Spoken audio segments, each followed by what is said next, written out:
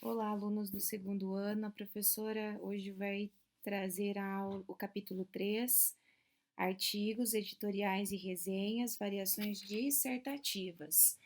Vocês podem anotar as dúvidas que vocês tiverem sobre a explicação e depois me enviar, tá? Então, seguindo aqui com a apresentação, o que eu gostaria de que vocês refletissem é sobre o fato de que todo texto revela a visão de mundo de quem o produziu.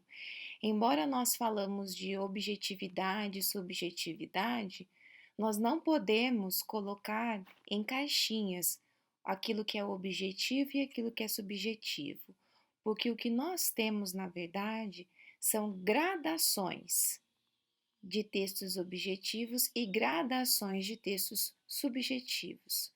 Mas se partimos da premissa de que as palavras a serem colocadas no texto é de escolha pessoal, qualquer texto carrega um grau de subjetividade, porque é uma escolha sua ao produzir determinado texto com determinados verbos, com determinados substantivos.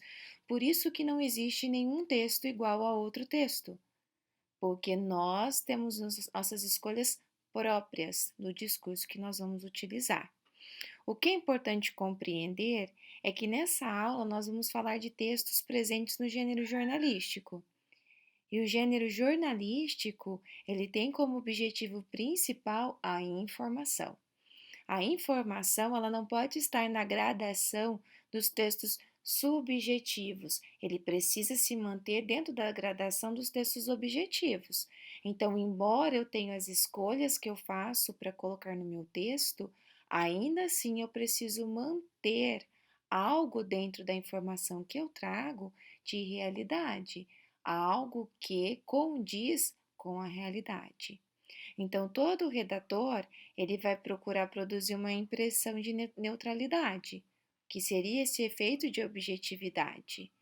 Então, ele não vai veicular explicitamente juízos de valor dele, mas ele vai seguir uma linha de pensamento.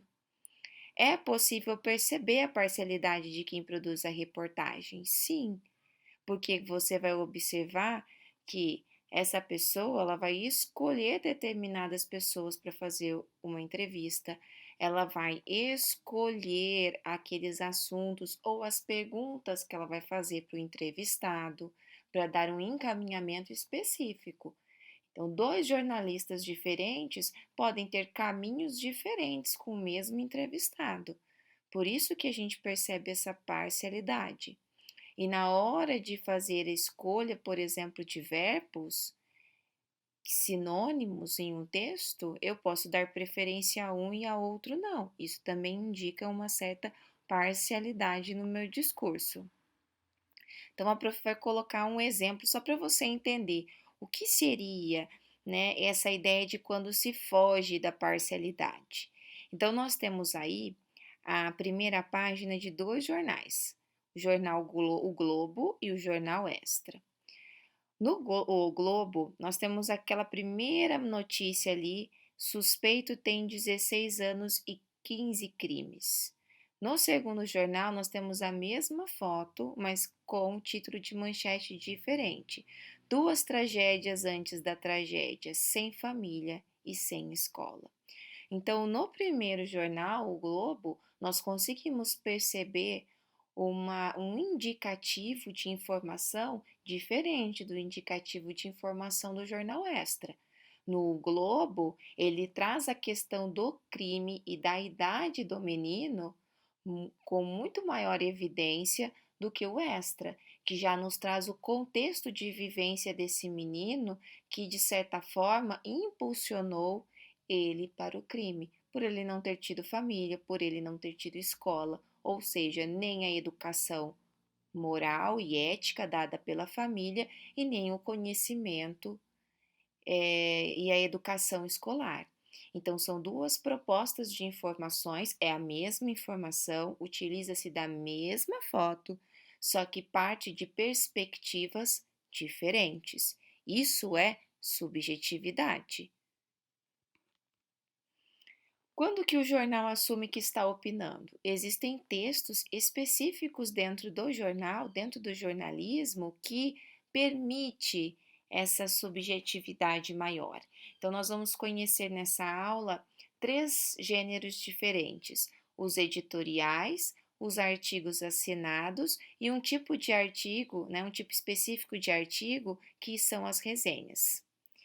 Esses textos, eles se embasam naquilo que nós chamamos de textos temáticos, diferente dos textos figurativos. Qual que é a diferença de texto temático e texto figurativo? Isso não tem no livro de vocês. Isso já, essa informação, o livro já depreende que vocês já conhecem, mas eu vou explicar para vocês relembrarem. Os textos figurativos são aqueles textos que trabalham com substantivos concretos, buscando criar uma imagem. Um exemplo de texto figurativo são os textos literários. Quando você faz a leitura do texto literário e o livro-texto de vocês traz o exemplo de Vidas Secas, né? Vidas Secas é um texto literário, é uma obra que faz uma crítica muito grande com relação ao povo nordestino, a como o Nordeste é abandonado por todos os brasileiros, pelo Brasil no geral. Mas ele é um texto figurativo, ele trabalha com substantivos concretos. Esses substantivos concretos traz para nós uma visão de algo. Então nós imaginamos as personagens, imaginamos o contexto, e imaginar esses personagens e imaginar esses contextos provocam em nós sentimentos e percepções estéticas. Já os textos temáticos, eles trabalham com substantivos concretos, com substantivos abstratos. Esses substantivos abstratos, eles são ideias. Então, ao passo que na obra Vidas Secas eu trabalho com uma imagem criada da seca, da fome, da dificuldade dessas pessoas que são os retirantes de sair do Nordeste e vir para o sul do Brasil em busca de melhores condições, nos textos temáticos eu vou falar de ideias, de substantivos abstratos, a seca, a fome, o abandono. Então são situações bem diferentes. E os textos temáticos, eles permitem a nós não ter tantas dúvidas de interpretação, porque ele não está trabalhando com as nossas emoções e os nossos sentimentos, ele está trabalhando no campo da racionalidade, no campo da razão humana. Então, continuando, eu vou explicar para vocês as características de cada gênero desses que eu citei no início que nós iríamos ver. Então, os editoriais, eles têm um tom de sobriedade. Então, nós vamos perceber nos editoriais que eles não vão vincular uma informação individual, mas ele vai transparecer uma ideia que o jornal, que a linha editorial tem sobre determinado fato, determinado acontecimento ou determinada situação. As construções são em primeira pessoa, são provocações explícitas, utiliza-se de ironias, tem efeitos de humor, tem palavras mais carregadas de subjetividade, tem inclusive demonstrações de emoção. Só que tudo isso fica em segundo plano, porque em primeiro plano eu tenho a informação, o que eu quero passar para o meu leitor. É isso que vai trazer um tom de sobriedade, é não trazer a emoção em primeiro plano, mas a informação e a ideia que quer ser transmitida. Nos artigos assinados, eu tenho uma carga de subjetividade muito grande, que seria um tipo de texto extremamente argumentativo. Então, ali eu vou utilizar fatos, dados estatísticos, até mesmo discurso de autoridade para fundamentar uma ideia que eu tenho, que seria muito parecido com a tese dos textos dissertativos argumentativos. A única diferença que nós encontramos na dissertativo argumentativo é que eu utilizo a primeira pessoa, Não preciso apresentar a minha tese logo no primeiro parágrafo, não é obrigatório isso, e me permite trazer ironias e títulos muito mais subjetivos, diferente no dissertativo argumentativo que não. O dissertativo argumentativo é muito sério. E por último, as resenhas, que é o julgamento cultural. Aqui nós não estamos falando de temas polêmicos, como os artigos de opinião trata, mas nós estamos falando principalmente daquilo que é produzido culturalmente. Então, a resenhar é descrever de maneira pormenor, ou analisar de maneira crítica ou informativa algo, e esse algo é um produto cultural. Então, nós vamos encontrar resenhas de CDs, filmes, livros, peça de teatros, shows, desfile de moda, restaurante, que seria a crítica de um determinado prato que o restaurante faz, ou do estilo de gastronomia de um determinado restaurante.